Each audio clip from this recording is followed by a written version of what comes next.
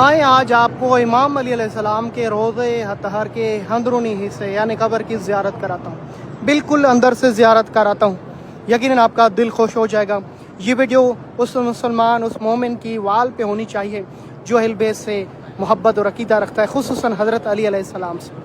بسم اللہ الرحمن الرحیم، باذن اللہ واذن رسولہ واذن امیر المومنین علی بن ابی طالب۔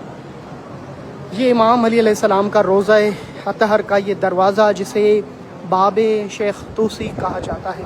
امام علی علیہ السلام کے روضے کے 5 دروازے ہیں: باب فرج، باب قبلہ، باب رضا، باب مسلم العقیل، باب طوسی۔ اندر سے آپ کو زیارت کراتا ہوں۔ جیسے اندر آتے ہیں تو یہ منظر اس طرح دیکھنے کو ملتا ہے۔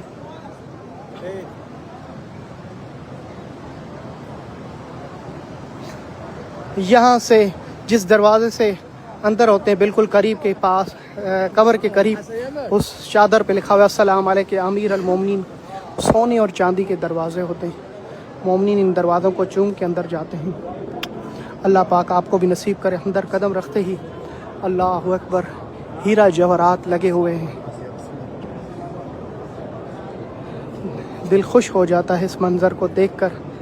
اللہ اکبر، اللہ اکبر، ماشاء اللہ ماشاء اللہ۔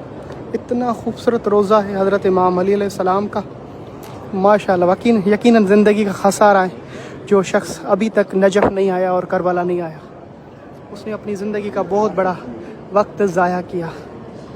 اللہ اکبر، ماشاء اللہ ماشاء اللہ۔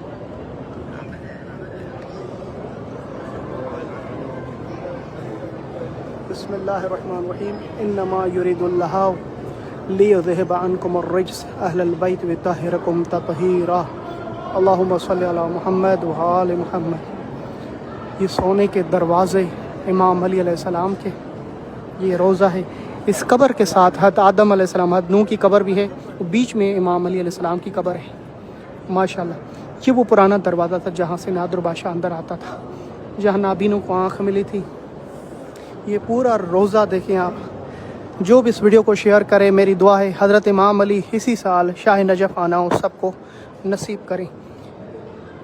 ویل چیئر والوں کے لیے خصوصی دروازہ ہوتا ہے، بآسانی باعزت کے ساتھ ان کو زیارت کرائی جاتی ہے۔ اگر کوئی کسی کے ساتھ نہیں ہے ویل چیئر پہ تو خدام ہوتے ہیں، ان کو خود لے کے آتے ہیں اور زیارت کرا کے باہر چھوڑتے ہیں۔ ماشاء اللہ ماشاء اللہ ماشاء اللہ، شکر الحمدللہ، شکر۔ السلام علیکم ابو الحسن یا امیر المومنین یا علی حیدر کرار۔